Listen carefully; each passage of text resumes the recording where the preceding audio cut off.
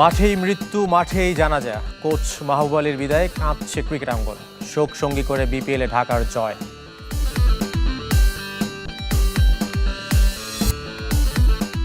বাজে সময় কাটাতে পারছে না মোহামেডান। ড্র দিয়ে বছর শেষ বসুন্ধরা আবাহনীর।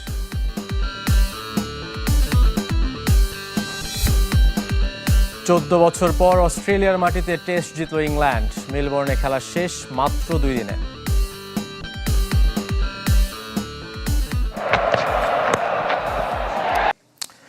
মাঠের মানুষ মাঠেই বিদায়। সিলেট আন্তর্জাতিক স্টেডিয়ামে ম্যাচ শুরুর আগে হৃদরোগে আক্রান্ত হয়ে না ফেরার দেশে ঢাকা ক্যাপিটালসের সহকারী কোচ মাহবুব আলী জাকি। তার মৃত্যুতে শোকের ছায়া ক্রিকেট আঙ্গনে। মাঠে প্রথম জানাজা শেষে কুমিল্লায় দাফন। মাঠের মানুষ মাঠ থেকেই বিদায় নিলেন। পৃথিবীর মায়া ত্যাগ করে চলে গেলেন না ফেরার দেশে মাহবুব আলী জাকি, যিনি ছিলেন ক্রিকেটার তৈরির কারিগর। বিপিএলে ঢাকা ক্যাপিটালসের সহকারী কোচের দায়িত্বে ছিলেন মাহবুব আলী। আসরের তাদের প্রথম ম্যাচের আগে মাঠে অসুস্থ হয়ে পড়েন। মেডিকেল টিম তাৎক্ষণিক সিপিআর দেয়। অবস্থার অবনতি হলে নিয়ে যাওয়া হয় সিলেটের আল হারামাইন হাসপাতালে। চিকিৎসকরা সর্বাত্মক চেষ্টা করেও প্রাণ ফেরাতে পারেননি। আমাদের এখানে যখন নিয়ে আসা হয়, আমরা ইমার্জেন্সিতে প্রথমে সিপিআর দিই, তারপরে আইসিইউতে নিয়ে যাই। ওইখানে আমাদের প্রোটোকল অনুযায়ী যা যা চেষ্টা করার দরকার সবটুকুই এখানে করা হয়েছে। বাট আনফর্চুনেটলি ওনাকে আমরা রাখতে পারিনি। উনি 1টা 15 মিনিটের দিকে ইন্তেকাল করছেন। শোকের ছায়া নেমে আসে ক্রিকেট অঙ্গনে। হাসপাতালে ছুটে আসেন মাহবুব আলী জাকির শিষ্যরা। মেহেদী হাসান মিরাজ, নাইম শেখ, হাসান মাহমুদ, শরীফুল কেউ নিজেদের ধরে রাখতে পারেননি। এসেছিলেন বোর্ড সভাপতি আমিনুল ইসলাম ও পরিচালক নাজমুল আবেদিন ফাহিমও। তার পরিবারের সাথে থাকার আশ্বাস দিয়েছে ঢাকা ক্যাপিটালস। সিজন জুড়ে উনার স্পিরিট আমাদের সাথে থাকবে। ইভেন আমাদের প্ল্যান আছে উনার বাচ্চা কাচ্চা যাদের আছে তাদের এডুকেশন ফ্যাসিলিটিটা আমরা যাতে সারা জীবন বহন করতে পারি। যদিও ফিনান্সিয়ালি কখনো এই লসটাকে আমরা কভার করতে পারবো না। মাহবুব আলী জাকির বিদায়ে সামাজিক যোগাযোগ মাধ্যমে শোক বার্তা দিয়েছেন তার শিষ্যরা। বাদ যাননি সাকিব আল হাসানও। রিশাদ হোসেন সুদূর অস্ট্রেলিয়া থেকে শোক জানিয়েছেন।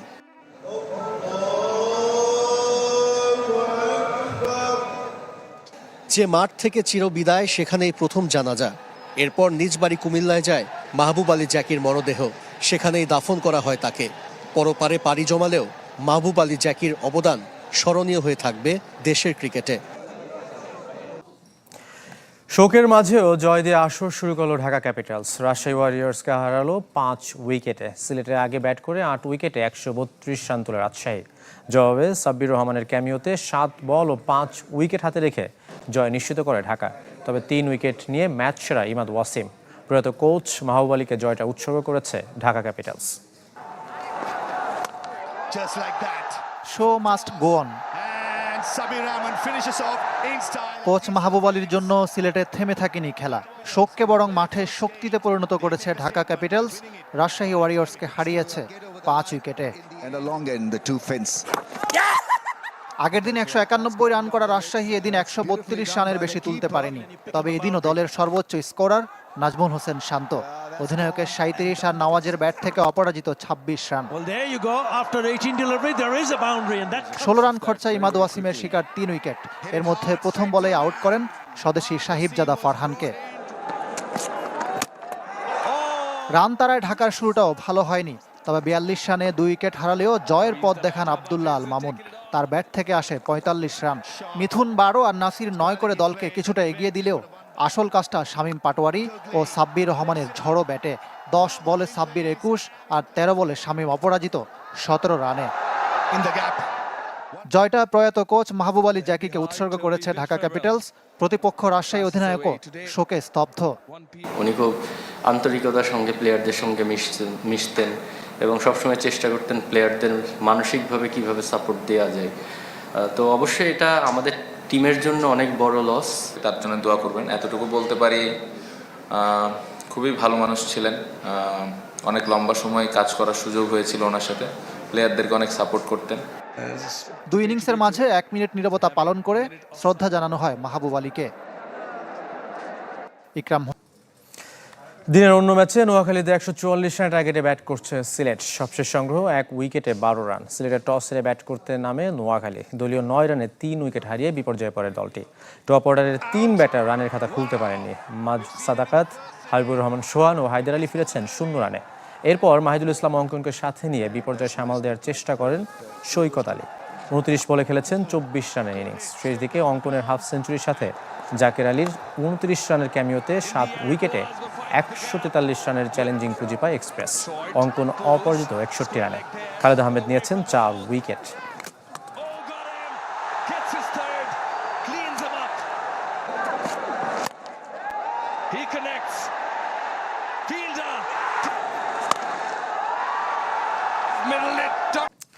বাংলাদেশ ফুটবল লিগের খবর। বসুন্ধরা কিংসের বিপক্ষে 2 গোলে পিছিয়ে পড়েও ড্র নিয়ে মাঠ ছেড়েছে আবাহনী। আকাশ নীলের 2টি গোলই করেছেন সুলেমান দিয়াবাতে। রহমতগঞ্জের সাথে মোহামেডান ড্র করেছে 1-1 গোলে। একই ব্যবধানে ব্রাদার্সের সাথে পয়েন্ট ভাগাভাগি করেছে টেবিলের 2-এ থাকা ফর্টিস এফসি। বছরের শেষ লিগ ম্যাচ জেতে একদিনে 4 ম্যাচ, যার 3টি ড্র, তবে গোল শূন্য নয় কোনোটি।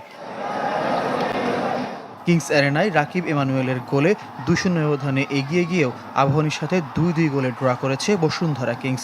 আকাশী নীলদের পয়েন্ট রক্ষায় 2টি গোলই সুলেমান দিয়াবাতের। পাল্টাপাল্টি আক্রমণে দু দলের আরও সুযোগ তৈরি হয়েছে। কখনো প্রতিপক্ষ গোলরক্ষকের দৃঢ়তা, কখনো ফিনিশিং দুর্বলতায় আর গোলের দেখা পায়নি কোনো দল। প্রথম লেগে বাকি আর 1 ম্যাচ, তবে মাঠে নেই নতুন লোগো বা ব্র্যান্ডিং। গুরুত্বপূর্ণ ম্যাচটি টেলিভিশন বা কোনো মাধ্যমে সরাসরি সম্প্রচারও হয়নি। পেশাদার লিগ কমিটির আওতায় মাঠের খেলা 2025 সালে সে খেলার প্রতিদ্বন্দ্বিতা নিয়ে সন্তুষ্ট চেয়ারম্যান। লিগের প্রথম লেগের পর কোটি টাকার সুপার কাপ আয়োজনের লক্ষ্য। অন্যান্য কিছু বাদ দিয়ে যদি আমরা লিগ টেবিলের দিকে খেয়াল করি তাহলে কিন্তু দেখতে পাবো যে এবার লিগটা অনেক বেশি প্রতিদ্বন্দ্বিতাপূর্ণ এবং জমজমাটপূর্ণ হচ্ছে। 3-4 দিনের মধ্যে যদি স্পন্সরের সাথে আমাদের কথাবার্তা চূড়ান্ত হয়ে যায় তাহলে হয়তো এই মধ্যবর্তী সময়ে আমরা সুপার কাপটা করে ফেলবো। দিনের অন্য ম্যাচে কুমিল্লায় মোহামেডানও পিছিয়ে পড়েছিল শুরুতে। অভিষেক লিম্বুর গোলে 23 মিনিটে লিড পায় রহমতগঞ্জ। 63 মিনিটে স্যামুয়েল বোয়েটেং সাদা কালোদের 1 পয়েন্ট নিশ্চিত করেন। 8 রাউন্ড শেষে পয়েন্ট টেবিলে 6 ডিফেন্ডিং চ্যাম্পিয়নরা। টেবিল টপার বসুন্ধরাকে পয়েন্টার হিসেবে ছুঁয়ে ফেলার সুযোগ নষ্ট হয়েছে ফর্টিস এফসির। মুন্সিগঞ্জে 21 মিনিটে এগিয়ে যায় ব্রাদার্স ইউনিয়ন। তবে 64 মিনিটে পেনাল্টি থেকে ওমর বাবুর গোলে 1 পয়েন্ট নিশ্চিত হয়েছে ফর্টিসের। 15 পয়েন্ট নিয়ে টেবিলের 2-এ রইল দলটি। ফয়জুল ইসলাম পাবে না, এবং যেহেতু এই ব্যাপারগুলো নিয়ে তাদের অনিশ্চয়তা রয়েছে, তাই তারা আপকামিং এডিশনে, একদিন পর শুরু হতে যাওয়া এডিশনে তারা অংশগ্রহণ করবে না। ভাবতে পারেন চট্টগ্রামের এই দলটাকে নিয়ে যে কি পরিমাণ আলোচনা হয়েছে। আমি যে কতগুলা কন্টেন্ট বানিয়েছি এবং আপনাদের গালি খেয়েছি, সেই দলটা যেটার মালিক পক্ষকে বলা হচ্ছে যে ঘোস্ট ম্যানেজমেন্ট। কারা এখানটায় জড়িত কেউ জানে না, আবার সবাই জানে। ওই যে থাকে না যে ভূত এসে পাশের চেয়ারটি সরিয়ে দিয়েছে, জগের মধ্যে পানি ছিল সেটা খেয়ে চলে গেছে, কেউ দেখে নাই। চট্টগ্রামের দলটা যেন সেই ঘোস্ট ম্যানেজমেন্ট নিয়েই চলছিল, এবং যেই ঘোস্ট ম্যানেজমেন্ট নিয়ে রিপোর্ট করেছিলেন আমাদের আতিফ আজম ভাই, সেখানটাই ম্যানেজমেন্টের যিনি চেয়ারম্যান ছিলেন চট্টগ্রামের কর্ণধার, তিনি দাবি করেছিলেন যে তারা আসলে এবারে দল পরিচালনা করার জন্য এখন পর্যন্ত যে অবস্থায় রয়েছে হয়তো শেষ পর্যন্ত পারবে না। বাংলাদেশ ক্রিকেট বোর্ড এরপরে মিডিয়া অ্যাডভাইজারি পাঠিয়েছিল যে চট্টগ্রামকে নিয়ে কোনো সমস্যা নেই, যেটা ক্রিকেট বোর্ড সবসময় করে। নারী ক্রিকেটার ইস্যুতে জাহানারা আলম যখন প্রথম অভিযোগ করেছিল, ক্রিকেট বোর্ড তখন মিডিয়া অ্যাডভাইজারি পাঠিয়েছিল জাহানারা কেউ না আমাদের টিমের। সেই সময়ের যিনি চেয়ারম্যান ছিলেন আব্দুর রাজ্জাক এটা নিয়ে কমেন্ট করেছিলেন। তো ক্রিকেট বোর্ডই আগ বাড়িয়ে যে কাজগুলো যখন করে, আপনি ধরে নিতে পারেন যে তার মানে কিছু একটা হচ্ছে।